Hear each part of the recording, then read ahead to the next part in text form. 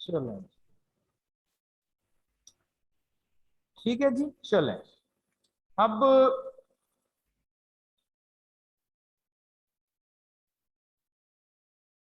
3 coin toss करें,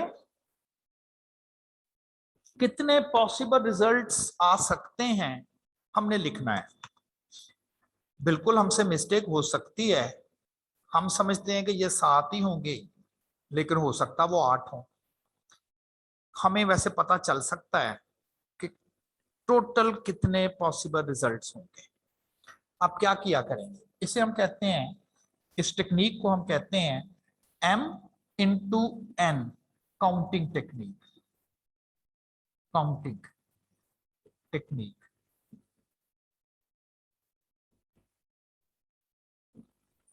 M/N counting technique. 2 coin है, आप क्या करेंगे, एक कॉइन के पॉसिबल आउटकम्स लिख लें, 2, एक हेड एक टेल, मल्टीप्लाई दूसरा कॉइन, उसके कितने पॉसिबल रिजल्ट हो सकते हैं, उसके भी 2, दोनों को मल्टीप्लाई किया 4, तो ये देखें 4 है। 3, एक कॉइन के 2, दूसरे कॉइन के भी 2, तीसरी कॉइन के भी 2, 8, ये 8 है। एक दफा एग्जाम में ये क्वेश्चन आया था, if we toss 10 coins how many total possible outcomes, 2 की पावर 10, जो भी इसका आंसर। एक कॉइन की आउटकम मल्टीप्लाई दूसरे कॉइन की आउटकम, वो भी 2, मल्टीप्लाई तीसरे पॉइंट की आउटकम, वो भी 2, तो 10 दफा ये जरब खानी थी ना इसने, तो इसको आप लिख दिया करेंगे 2 की पावर 10। इसे हम कहते हैं MN काउंटिंग टेक्निक। लिखना पड़ेगा पहले तो, फिर प्रैक्टिस हो जाएगी तो शायद याद हो जाए। तीनों दफा हेड लिख लें, 2 हेड लिख के एक टेल कर लें और टेल को एक एक पोजीशन लेफ्ट साइड पे ले जाते जाए। जब आखिर पे टेल पहुंच जाएगी कहेंगे जी आखिर पे पहुंचा दी हमने। फिर यही हरकत करें 2 टेल और एक हेड के साथ, फिर हेड को एक एक पोजीशन लेफ्ट पे ले जाते जाए और फिर तीनों टेल लिख दें। सैंपल स्पेस कंप्लीट हो गई। 8 आउटकम्स की तरतीब जो मर्जी हो सकती है, ये नहीं कि ये आपने पहले लिखनी है कि ये बाद में लिखनी है, ये इधर लिख दें, ये इधर लिख लें, जिधर मर्जी लिख लें। लेकिन रूटीन में ट्रेडिशनली हम यही तरतीब रखते हैं कि पहले 3 हेड वाली लिख लेते हैं, फिर 2 हेड वाली लिख लेते हैं, फिर 1 हेड वाली लिख लेते हैं। ये 3 हेड वाली है, ये 2 हेड्स है, ये 1 हेड वाली, और फिर 0 हेड वाली लिख ली जाती है। तो तरतीब कुछ भी हो सकती है। एक्सपेरिमेंट किया गया सिंगल डाइस को थ्रो करना, लूडो का दाना। सोचा हमने 6 पॉसिबल आउटकम्स हैं, लिख दिया कि जी 1 आ सकता है, 2 आ सकता है, 3, 4, 5 और 6। और वो बात नहीं कहनी कि जी हम बेड पे खेल रहे थे तो बेड से नीचे गिर गया तो बारी कैंसिल, ये वो चीज नहीं है। पॉसिबल रिजल्ट हमने लिख लेने। 2 डाइस, 2 डाइस की आउटकम, एक डाइस की 6 एंड दूसरी डाइस की 6, 36 पॉसिबल रिजल्ट बनते हैं जब आप 2 डाइस के साथ खेलते हैं। मैं तो 2 डाइस के साथ बिल्कुल खेलता हूं। 36 पॉसिबल रिजल्ट्स बन सकते हैं। अब इसको लिखना कैसे है, गिनती लिख दें, आसान है। क्या करें, अगर हमने इसकी आउटकम्स को लिखना हो तो क्या करें, एक फर्ज करें फर्स्ट डाइस की आउटकम्स इधर लिख दें, 1, 2, 3, 4, 5 और 6। सेकंड डाइस की आउटकम को दूसरी साइड पर लिख लें, 1, 2, 3, 4, 5 और 6। अब आप ये कहें कि हो सकता है पहली डाइस पर 1 आए और दूसरी डाइस पर भी 1 नहीं है, पॉसिबिलिटी तो है। एक पॉसिबिलिटी ये है कि पहली डाइस पे तो 1 आया लेकिन दूसरी डाइस पे 2 आ गया। एक पॉसिबिलिटी है पहली डाइस पर 1 है, दूसरी डाइस पे 3 है। 1 के साथ 4 आ सकता है, 1 के साथ 5 आ सकता है, 1 के साथ 6 आ सकता है। फिर आप कहेंगे ये नहीं हो सकता कि पहली डाइस पर 2 आ जाए और दूसरी डाइस पर 1 है। बिल्कुल, दोनों डाइस पर भी तो 2 और 2 हो सकते हैं, हो सकते हैं। पहली पर 2 लेकिन दूसरी पे 3, पहली पे 2 दूसरी पे 4, पहली पे 2 दूसरी पे 5, पहली पे 2 दूसरी पे 6। तो बिल्कुल ये सब की सब चीजें पॉसिबल है। ये मैंने 36 आउटकम बना दी। 11 से 16 गिनती लिख दी, फिर 21 से 26 लिख दी, फिर 31 से 36 लिख दी, एंड सो ऑन। एक दो दफा लिखेंगे ना जरूरत वैसे ही नहीं पढ़नी, आपको वैसे ही याद हो जाना है कि जी 11 का मतलब है दोनों पर 1 1, फर्स्ट पर 1, सेकंड पे 2, फर्स्ट पर 1, थर्ड सेकंड पे 3, 1 4, 1 5, 1 6, पहली पे 6 दूसरी पे 1, पहली पे 6 दूसरी पे 2, पहली पे 6 और दूसरी पर भी 6 से 36 आउटकम जो हैं वो बन जाएंगे। बिल्कुल सैंपल स्पेस बनानी पड़ेगी।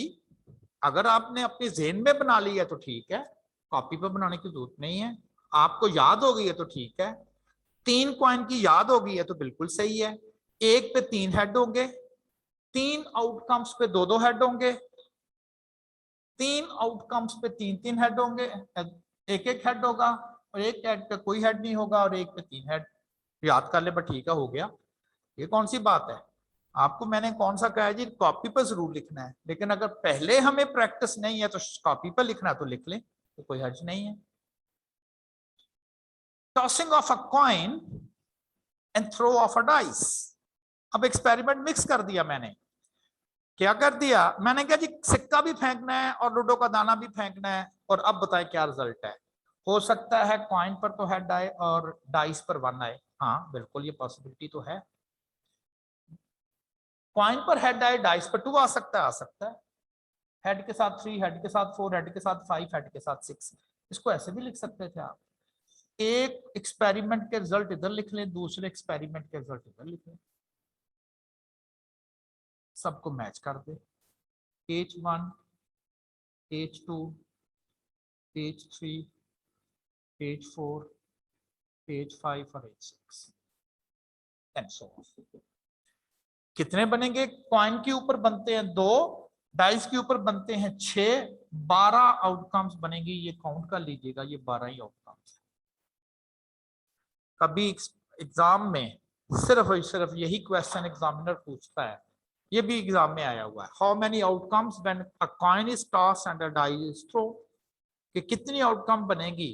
तो बड़ा आसान है, एमएन काउंटिंग टेक्निक आसान है। एक की गिन के लिख दें, कॉइन की 2, डाइस की 6, 2 इंटू 6 12 आउटकम्स बन जाएंगी। 2 इवन 3 डाइस का भी उसने पूछा हुआ, तो हमें कौन सी देर, उसने ये थोड़ा बना के बनाओ, 216 आउटकम बन जाएगी। अगर 3 डाइस जो हैं वो थ्रो किए जाएं तो 216 आउटकम्स इसके बन जाते हैं। तो ये भी एक्सपेरिमेंट में, ये भी एमसीक्यूज में पूछता है कि जी इस तरह का अगर एक्सपेरिमेंट हम करने लगे हैं तो कितने पॉसिबल आउटकम्स या रिजल्ट्स बनते हैं। तो सैंपल स्पेस क्या है? किसी भी एक्सपेरिमेंट के जितने पॉसिबल रिजल्ट आ सकते हैं सबको एक लिस्ट बना के लिख देना, ये सैंपल स्पेस कहलाता है। एक्चुअली आई कैप के पहले बहुत पुराने पेपर्स मैंने देखे, वहां पर सेट थ्योरी भी थी, सेट थ्योरी। और अगर आप इंडिया का देखें सीए, तो वहां पर अभी भी उनके कोर्स में सेट थ्योरी है, ठीक है ना। आपके कोर्स में नहीं है। इसे ना वो यूनिवर्सल सेट का नाम देता है,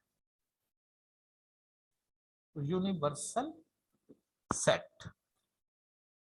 जिस पढ़ते ना सेट थ्योरी में, यूनिवर्सल सेट, जिसमें तमाम पॉसिबल एलिमेंट्स आ जाते हैं। जी अब आपने सैंपल स्पेस के मतलब कोई क्वेश्चन करना हो, ये वो एक्सपेरिमेंट्स हैं जिनका आपके कोर्स में जिक्र है। ये जी कॉइन टॉस के जरा एक्सपेरिमेंट्स में बच्चों को बताएं प्रोबेबिलिटी कैसे कैलकुलेट करनी है, डाइस थ्रोइंग एक्सपेरिमेंट में कैसे प्रोबेबिलिटी कैलकुलेट, ये तो मैंने सारे पॉसिबल लिख दिए हैं। अब वो इसमें से हमें किसी चीज की प्रोबेबिलिटी, समथिंग की प्रोबेबिलिटी पूछेगा। ये तो ऑल पॉसिबिलिटीज हैं, इसमें से हमसे वो पूछेगा जी इसकी बता दें, इसकी बता दें, तो वो हम फिर कैलकुलेट करके बताएंगे कैसे कैलकुलेट करनी। कोई क्वेश्चन हो तो पूछे मुझसे।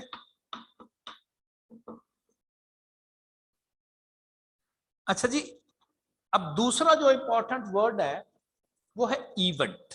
कि इवेंट किसे कहना है? Any collection of outcomes, any collection of outcomes. तो उसने तमाम आउटकम्स नहीं कहा, कहता है इस आउटकम्स में से कुछ आउटकम्स अगर ले ली जाएं उसको इवेंट कह देते हैं। तमाम पॉसिबल आउटकम्स में से अगर कुछ आउटकम्स उसमें से ली जाएं, उन आउटकम्स को इकट्ठा करके हम कह सकते हैं कि ये हमारे लिए इवेंट है। और अगर आप सैंपल स्पेस को यूनिवर्सल सेट कह दें तो फिर जो इवेंट हुआ उसमें से कुछ एलिमेंट लेना तो वो सबसेट बन जाता है।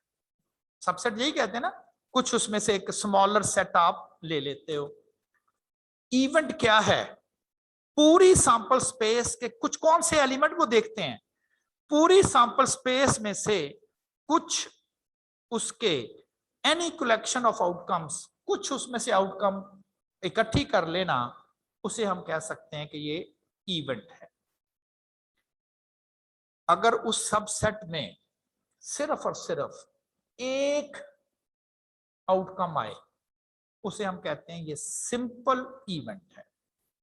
सिंगल टोन सेट भी कह देते हैं, सिंगल टोन जिसमें एक सिर्फ एक एलिमेंट हो।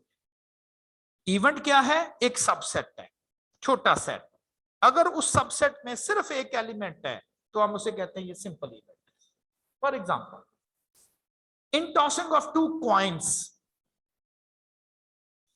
इवेंट कहता है ये वाला इवेंट वहां से ले। उसने बताया ये कौन सा इवेंट लेना है, कौन सा सबसेट लेना है। कहता है इनमें से वो उसका सबसेट ले ले जिसके आउटकम्स में दो हेड हो। अगर मैं आपको ये दिखाऊं, ये वाला दो कॉइन फेंके हुए हैं, ये है यूनिवर्सल सेट। कहता है इसमें से ऐसा इवेंट ले, इवेंट मीन सबसेट, ऐसा सबसेट लेना है, ऐसा सबसेट लेना है कि जिस आउटकम में दो हेड हो तो सिर्फ यही उसमें आएगा, उसका नाम ए करते हैं। आप कहें कि जी ऐसा ये सब आउटकम है जिसमें दो हेड्स है, एक कर दो, ये नहीं, इसमें एक हेड है, इसमें एक हेड है, इसमें तो है ही नहीं। और उसने क्या एग्जांपल के तौर पे कहा? उसने कहा एन इवेंट दैट कंटेन्स, उसने कहा टू पॉइंट्स का एक्सपेरिमेंट है, कहता है ऐसा इवेंट लें जिसमें दो हेड्स हैं, सिर्फ यही बनेगा। और चूंकि इसमें सिर्फ एक आउटकम आई है इसलिए हम इसको क्या वर्ड बोलेंगे, ये क्या है? ये सिंपल इवेंट है। ये भी एग्जाम के एक नंबर का क्वेश्चन था। What is the name of the event that contains only one outcome? उसने लफ्ज बोल दिया सिंगल इवेंट। उसने कहा, अब जिसने पढ़ा नहीं उसने कहा हाँ ये एक सिंगल ही होता तो सिंगल इवेंट। वन इवेंट नहीं, वन इवेंट भी नहीं कहते, सिंगल इवेंट भी नहीं कहते, सिंपल इवेंट कहते हैं। सबसेट कौन सा लेना है?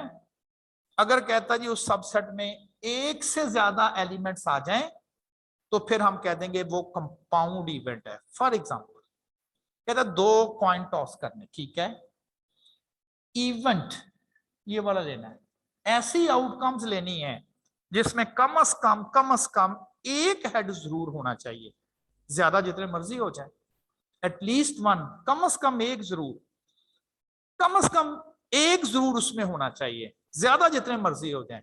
ये देखिए इसमें कम से कम एक हेड जरूर है, हमें दो है, कम से कम एक, ज्यादा की तो उसने बात ही नहीं की। इसमें कम से कम एक हेड जरूर है, इसमें कम से कम एक हेड जरूर है। इस वक्त जो इवेंट बनाया हमने उसमें तीन आते हैं, एक दो तीन, तो ये कंपाउंड इवेंट आ गया। इस तरह के बहुत सारे इवेंट आ जाएंगे, बहुत सारे। मैं आपको कहूं एक ऐसा इवेंट बनाओ जिसमें जीरो हेड हो, ये लें, ये वो इवेंट है जिसमें जीरो हेड। एक ऐसा इवेंट बनाओ जिसमें एक टेल जरूर होनी चाहिए, इसमें एक टेल जरूर है, इसमें एक टेल जरूर है, इसमें एक टेल जरूर है, तो बहुत सारे इवेंट बन सकते हैं। Sample space, complete list of all outcomes, event, उसमें से एक सबसेट, और कौन सा मेंशन किया जाएगा, ये वाला ले, ये वाला ले, ये वाला ले। ये वो चीज है जिसे मैं समथिंग कह रहा हूं, ये वो चीज है जिसे हम समथिंग बोल रहे हैं। हम घर में लूडो खेल रहे हैं, दो डाइस के साथ खेली जा रही है, मैं कहता हूं कि यार मेरी इंटरेस्ट है, मेरी गॉड लास्ट रह गई है, मुझे 10 नंबर मिल जाएं तो मैं क्वालिफाई कर जाता हूं, मैं जीत जाता हूं, मुझे 10 नंबर मिलने चाहिए। तो इसका मतलब है कि मेरा इवेंट जो है वो ये वाला है, क्योंकि देखें तीनों का टोटल वो आ जाए, एक पे 4 एक पे 6 आ जाए, दोनों पर 5 5 आ जाए, या पहली पे 6 दूसरी पे 4 आ जाए, फिर भी तो 10 ही बनता है। तो ये भी एक इवेंट आ सकता है। सम इज 10, इसका नाम इवेंट को हम इंग्लिश के जो इनिशियल अल्फाबेट्स हैं ABCD वगैरह हम उससे लिखते हैं, तो इसमें फिर 3 आ जाएंगे, इस इवेंट में 3 आ जाएंगे। एक ये भी इस इवेंट में आ जाएगा। आप कहें जी 10 आना, तो ये भी तो एक पॉसिबिलिटी, बिल्कुल ये भी 10 ही बनाएगा और ये भी 10 ही बनाएगा। तो इस तरह से तो फिर बहुत सारे नहीं बन सकते, तो बहुत सारे इवेंट्स बन सकते हैं। तो इवेंट एग्जामिनर बताएगा कि जी ये वाला जरा इवेंट बना दें। इस एक्सपेरिमेंट की सैंपल स्पेस तो शायद नहीं पूछता, सैंपल ये जरूर पूछता है कि उसमें सैंपल स्पेस में टोटल एलिमेंट्स कितने होंगे, यानी कि टोटल पॉसिबल रिजल्ट्स कितने होंगे। जी अगर किसी के ज़हन में कोई क्वेश्चन है तो। सिंपल इवेंट मैंने किसे कहा है, कंपाउंड इवेंट किसे कहा है, इवेंट इज अ सबसेट, कौन सा सबसेट लेना है वो हमें बता देगा कि ये वाला सबसेट ले।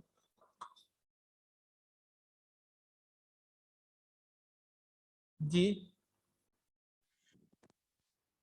सर आपने इसमें बोला है at least one head compound event में, तो सिंपल इवेंट में भी तो ओनली वन सैंपल पॉइंट ही आएगा, तो ये सिंपल इवेंट की एग्जांपल नहीं होगी।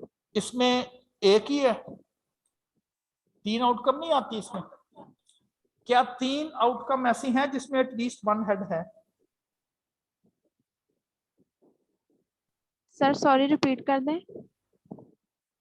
मैंने कहा ऐसी आउटकम लिखो जिसमें कम से कम एक हेड हो, ठीक। Yes sir. ये वो आउटकम है जिसमें एक हेड है, कम से कम एक जरूर है। ये यस वो सर। आउटकम है जिसमें एक जरूर आइटम आता है, ये वो आउटकम है जिसमें एक आता है। अच्छा, ये कितने एलिमेंट्स हैं? 3। 3 है, 3 है ना। तो यहां मैंने यस सर। कंपाउंड इवेंट किसे कहना है कि जब इवेंट क्या कंटेन करे, more than one sample point contain करे। 1 2 3, इधर एक ही था। Sir mean event more than one होंगे, लेकिन उसमें आपने एक कंडीशन दी है कि एटलीस्ट वन हेड होना चाहिए। इवेंट एक है, इसको एलिमेंट्स कहते हैं, यस या सर। इसे सैंपल पॉइंट्स बोलते हैं। Okay event sir. सिर्फ एक है, ये इवेंट है, उसका नाम ये रखा हुआ है। ये यस सर। सैंपल पॉइंट्स हैं, और वो कह रहा है more than one sample point अगर उस इवेंट में आ जाते हैं तो उसे हम कंपाउंड इवेंट कहते हैं। Okay sir, thank you. जी कोई और?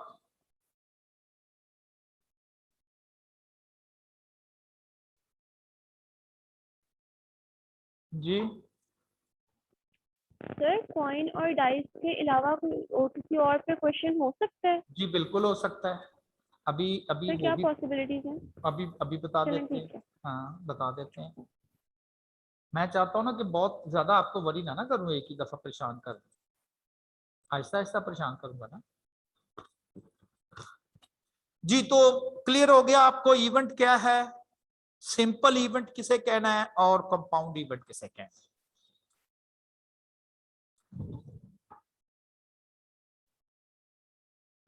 प्रोबेबिलिटी, इसकी कम से कम वैल्यू 0 हो सकती है और ज्यादा से ज्यादा वैल्यू का आंसर 1 आएगा। तो probability range from 0 to 1, no negative. Percentage में लिख दें, परसेंटेज में 0%, 50%, 100%, ये भी बोलते हैं हम। 100% है जी, ये 70% है, 90% है। डेसिमल में भी लिखा जा सकता है, परसेंटेज फॉर्म में भी लिखा जा सकता है, और फ्रैक्शन फॉर्म में भी लिखा जा सकता है। 3 तरह से प्रोबेबिलिटीज को लिखा जा सकता है। प्रोबेबिलिटी में be in a decimal form, may be in a percentage form, और may be in a fractional form as well. अगर किसी इवेंट की, यानी कि event mean something will happen, something, अगर उसकी प्रोबेबिलिटी का आंसर 1 आ जाए, हम उसे कहते हैं श्योर इवेंट है। ये कहते हैं नहीं 100%, यकीनन। जब हमने कहता है तुम पास हो जाओगे, यार 100%, क्योंकि मेरे MCQs 20 के 20 सही है, इसके अलावा भी ठीक है, 10 नंबर पास होने के लिए चाहिए तो फिर आप लफ्ज बोलते 100%। कभी कभी पेपर जो है वो 100% तो नहीं कहते, वो कहता है यार पास हो जाओगे, ओ यार श्योर, लाइकली, यानी कि अगर प्रोबेबिलिटी 1 से कम हो जाए लेकिन 0.5 से ज्यादा हो, हम लफ्ज बोल देते हैं कि इस इवेंट के अकर करने का चांस है, लाइकली टू अकर है।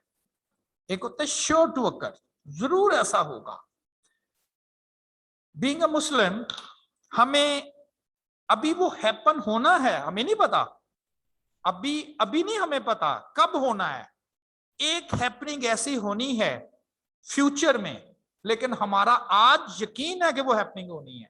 Day of judgment, sure event, 1, doubt तो नहीं है ना, फ्यूचर में होनी है वो हैपनिंग, होनी है कि नहीं होनी, क्या चांस है, 100% है कि होनी है, श्योर इवेंट। कोई भी ऐसा इवेंट जिसकी प्रोबेबिलिटी 1 आ जाए, हम कहते हैं ये श्योर इवेंट है। ये एग्जाम में भी आया था, what is the name of the event whose probability is 1, sure event. अगर वो 1 से कम है लेकिन 0.5 से ज्यादा है तो हम उसको कहते हैं ये लाइकली है। लाइकली से मुराद होती है ज्यादा चांसेस हैं इसके आने के, और अगर वो बिल्कुल आधे आधे चांसेस पर आ जाए 50%, तो हम उसे कहते हैं इक्वल चांसेस हैं इसके। और ये लफ्ज वो है, ऐसा पेपर हुआ भी पास हो जाओगे, कहता है यार 50-50, कहता है ना, या इधर या उधर। इक्वल चांसेस ऑफ हैपनिंग, 50% से ज्यादा, 100% से कम, लाइकली का वर्ड हम बोल देते हैं उस इवेंट के लिए। अगर वो 50% से कम हो लेकिन 0 से ना हो, अनलाइकली, जिसका मतलब हम लेते हैं बहुत कम चांस। और अगर वो 0 आ जाए तो लफ्ज बोला जाता इम्पॉसिबल टू अकर। तो हम ये 3-4 वर्ड बोलते हैं। इम्पॉसिबल मीन ये ऐसा इवेंट है जिसकी 0 प्रोबेबिलिटी है, ये नहीं हो सकता। हम भी कहते हैं 0% चांस है पास होने, क्यों, मैंने पेपर दिया ही नहीं, पास कैसे होंगे। Impossible to occur, sure 100%, likely not 100% but more than 50%। 50% हम कहते हैं इक्वल, जिसे कहते हैं 50-50 चांस। और अगर वो 50% से भी कम है तो हम लफ्ज लिख देते हैं अनलाइकली टू अकर। तो ये जो प्रोबेबिलिटी का इवेंट है, इसको हम नंबर्स के साथ अगर लिखते हैं तो ये नंबर, और वर्ड्स के साथ हम थोड़े से ये वर्ड उसके साथ अटैच कर देते हैं कि जी इतनी हो तो हम श्योर कह देते हैं, अगर वो 50% से ज्यादा हो तो लाइकली कह देते हैं, 50% हो तो इक्वल चांस कह जाते हैं, 50% से कम हो तो अनलाइकली कह देते हैं, 0 हो तो इम्पॉसिबल। अब जरा प्रोबेबिलिटी कैलकुलेट करनी कैसे है, एक एग्जाम्पल मैं करूंगा और बहुत सारी एग्जाम्पल आप खुद करेंगे, इसलिए कि ये जो प्रोबेबिलिटी है इसको जितना ज्यादा हम खुद अपने तौर पर करने की कोशिश करेंगे उतना ही ज्यादा आप इसको बेहतर तरीके से समझ सकते हैं। कहता a fair coin is tossed. Fair coin ऐसे कॉइन को कहते हैं जिसके हेड और टेल आने के चांसेस बराबर होते हैं, उसे कहते हैं फेयर कॉइन। 3 दफा उसको टॉस किया गया, एक कॉइन को 3 दफा टॉस कर दें या 3 कॉइन को 1 दफा टॉस कर ले, ये एक ही बात है। तो 3 सिक्के फेंके गए हैं। कहता what is the probability. Probability हमेशा वो किसी हैपनिंग की पूछेगा, यानी कि इवेंट की पूछेगा। अब ये उसने इवेंट्स दिए हुए, इसकी वो प्रोबेबिलिटी ऐसा होने का क्या चांस है। एग्जाम में इनमें से कोई हो सकता है एक पार्ट आए, ठीक है ना, लेकिन मैंने क्या क्या पॉसिबल हो सकता है ये मैंने लिख दिया। अब उसने कहा है क्या, अब इसको स्टेटमेंट कैसे लेंगे ना, what is the probability that at most 2 heads appear. कहता 3 सिक्के फेंकने हैं, 3 सिक्के फेंकने हैं, क्या चांसेस हैं कि वो जो 3 सिक्के फेंके हैं ज्यादा से ज्यादा, एटमोस्ट का मतलब यही होता है, एटलीस्ट, एटमोस्ट, एग्जैक्टली, ये वर्ड आपने समझ लेने अभी, ज्यादा से ज्यादा उसमें 2 हेड हो, अब ये एक इवेंट है और ट्रेडिशनली हम इवेंट्स को ए बी सी डी वगैरह से लिख देते हैं। आपने क्या करना है, सैंपल स्पेस पहले से एक्सपेरिमेंट की बना देनी है 3 पॉइंट्स की, 8। इसके बाद आपने इनकी काउंटिंग करके लिख लेना है इसको हम कहते हैं NS। इससे मुराद ली जाती है कि सैंपल स्पेस में टोटल कितने एलिमेंट्स हैं, ये नोटेशन है NS। तो हमारा इस एक्सपेरिमेंट का NS 8 है। टोटल 8 पॉसिबल आउटकम्स हैं जिनकी लिस्ट सैंपल स्पेस में हमने दे दी है। फिर आपने इवेंट काउंट बना लेना A, और उस इवेंट में आपने A के एलिमेंट्स अलग कर लेना। अब एक सबसेट बनाना है, ज्यादा से ज्यादा उसमें 2 हेड होने चाहिए, ज्यादा से ज्यादा, 2 से ज्यादा नहीं होनी चाहिए, कम जितने मर्जी हो। इसमें 3 हेड है तो ये नहीं आएगा। इसमें 2 हेड से ज्यादा नहीं है, इसका मतलब ये सबसेट में आ जाएगा। इसमें भी 2 हेड से ज्यादा नहीं है, ये भी सबसेट में आ जाएगा। इसमें भी 2 हेड से ज्यादा नहीं है, इसलिए भी ये सबसेट में आ जाएगा। इसमें भी 2 से ज्यादा नहीं है, इसमें भी 2 से ज्यादा नहीं होने चाहिए, कम जितने मर्जी हो।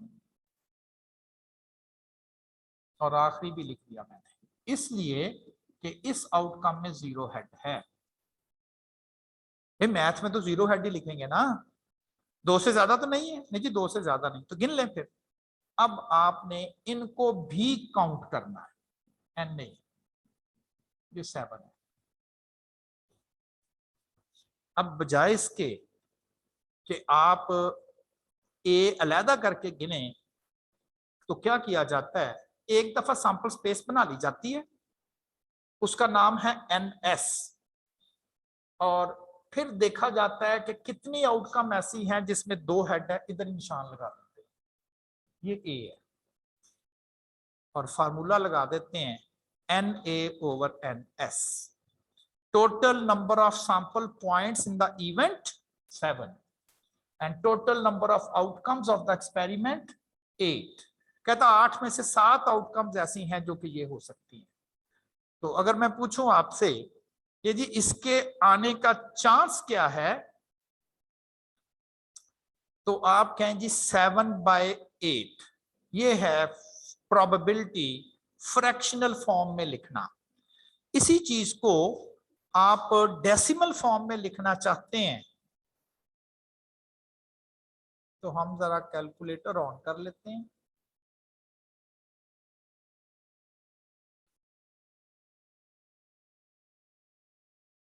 Seven divided by 8, 0.875। इसी चीज को परसेंटेज फॉर्म में लिखें, 87.5%। 87.5% चांस है, 0.875, 0.875 डेसिमल फॉर्म में लिखना और परसेंटेज फॉर्म में लिखना।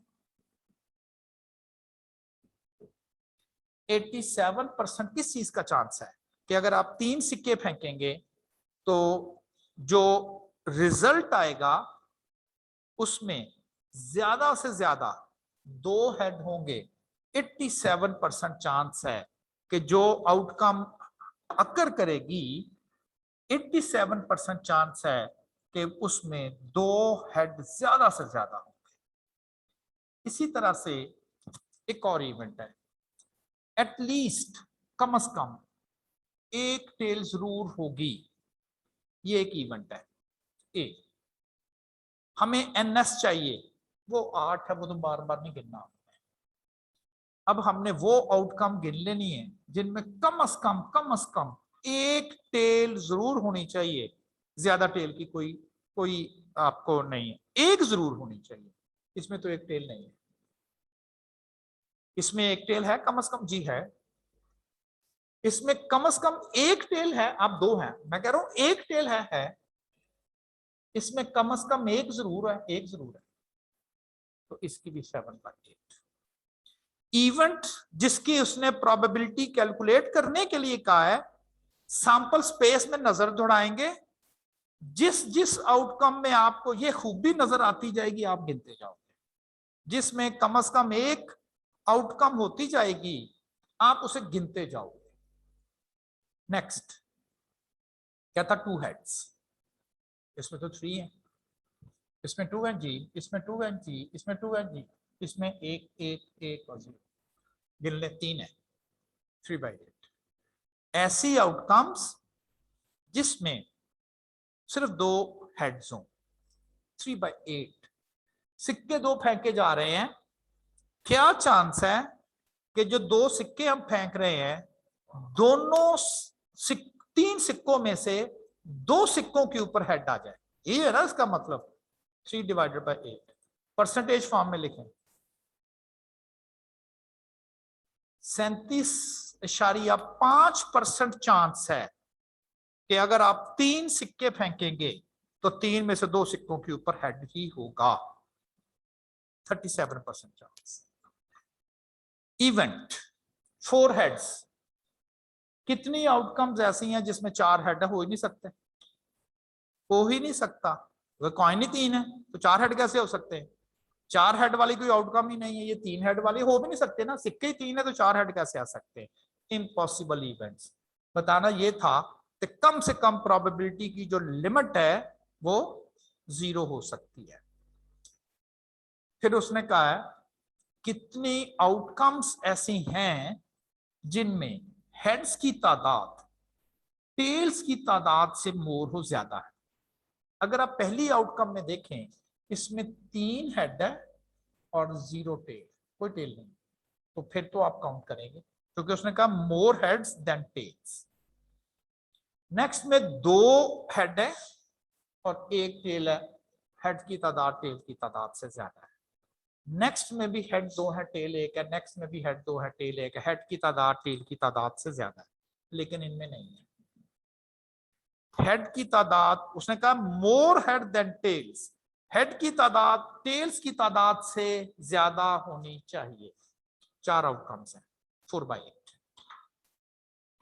Last one, equal number of heads and tails, कितनी आउटकम्स ऐसी हैं जिसमें हेड और टेल की तादाद बराबर हो? हो ही नहीं सकता। 3 में बराबरी कैसे हो सकती है? 3 कॉइन है, हेड और टेल बराबर हो ही नहीं सकते, या 1 3 में चला जाएगा या 2 3 में या 3 3 में, तो ये हो ही नहीं सकता। 0/8 impossible events, not possible to occur. ठीक है ना? अब देखिए ये जो चीजें होती है ना, लॉजिकल, लॉजिक जो है ना वो आराम आराम से आता है, यकदम नहीं आता। हाइपोथेटिकल सी चीज सोची, अच्छा 3 कॉइन है, ये पॉसिबल है, इसका क्या चांस है, इसका क्या चांस है। अब जो मैंने आपको बिल्कुल स्टार्ट में बात की थी, अगर एक सिक्का फेंका जाए हेड और टेल, और मैंने आपको कहा था हेड आने का क्या चांस है, ये इवेंट ए है, हेड आने का चांस NS2 है, हेड ए का 1/2, 0.5। 50% चांस है कि अगर आप एक सिक्का फेंकेंगे तो हेड आएगा, 50% चांस। ठीक है जी। अच्छा, अब कल आपने क्या करके आना है? ताश खेल कर आनी है, शाबाश।